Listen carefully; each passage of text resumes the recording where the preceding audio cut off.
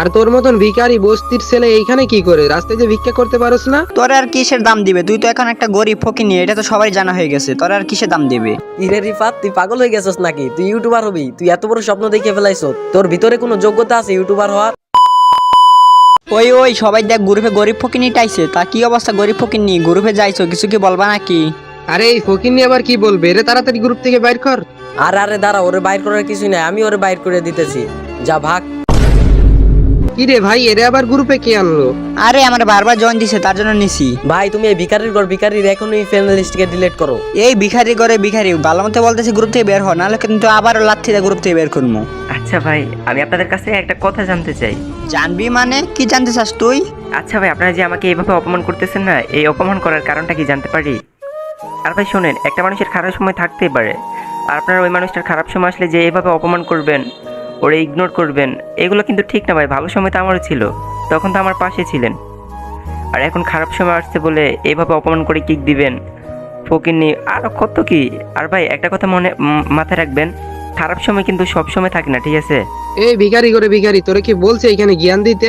এই ভাই তুই কি এখন গ্রুপ থেকে যাবি নাকি আবার কিক দিমু? আর তোর মতন ভিখারি বস্তির ছেলে এইখানে কি করে? রাস্তায় যে ভিক্ষা করতে পারোস না? আচ্ছা ভিখারি, তোর একটা সুন্দর করে কথা বলি, তুই গ্রুপে কি করতে আইছস? আরে ভাই কেন আইছে জানো না? আমাদের কাছে ভিক্ষা চাইতে আইছে আর কি। আচ্ছা ভাই, গ্রুপ আরসি পর্যন্ত আপনারাই শুধু বলতেছেন, আমারে তো কিছু বলার সুযোগ দিবেন। তুই আর কি বলবি? তোর কি কিছু বলার আছে? আচ্ছা ভাই, আপনারা যে আমার সাথে এরকম ব্যবহারটা করতেছেন, একটু দাম দিচ্ছেন না, এটার রিজনটা কি জানতে পারি? তোর আর কিসের দাম দিবে? তুই তো এখন একটা গরিব ফকিনি, এটা তো সবাই জানা হয়ে গেছে। তোর আর কিসের দাম দিবে? আর ফকিনিদের কি মান সম্মান আছে নাকি? আরে ভাই, আপনারা এরকমটা না করলেও পারেন, ভালো সময় তো আমারও ছিল, তখন তো কই এরকম করতেন না। আর এখন তো আমি নতুন করে শুরু করছি। আর ভাই, সফলতা কিন্তু কাউকে বলে আসে না, ঠিক আছে? আর আমার তো অনেক ইচ্ছে আমি একটা ইউটিউবার হবো। লল ভাই, ও এটা কি বলতাছে? সিরাকাতে সে লাখ টাকার স্বপ্ন দেখতাছে।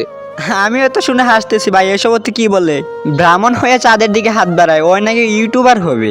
ইরে রিফাত, তুই পাগল হয়ে গেছিস নাকি? তুই ইউটিউবার হবি? তুই এত বড় স্বপ্ন দেখে ফেলাইছো? তোর ভিতরে কোনো যোগ্যতা আছে ইউটিউবার হওয়ার? ভাই রে ভাই, আমি তোর হিসাবই মিলাইতে পারতাছি না। 2 দিনের বড়া কি ভাতের কই অরুণ। ভাই রে ভাই, ও নাকি ইউটিউবার হবে এই স্বপ্ন দেখতাছে।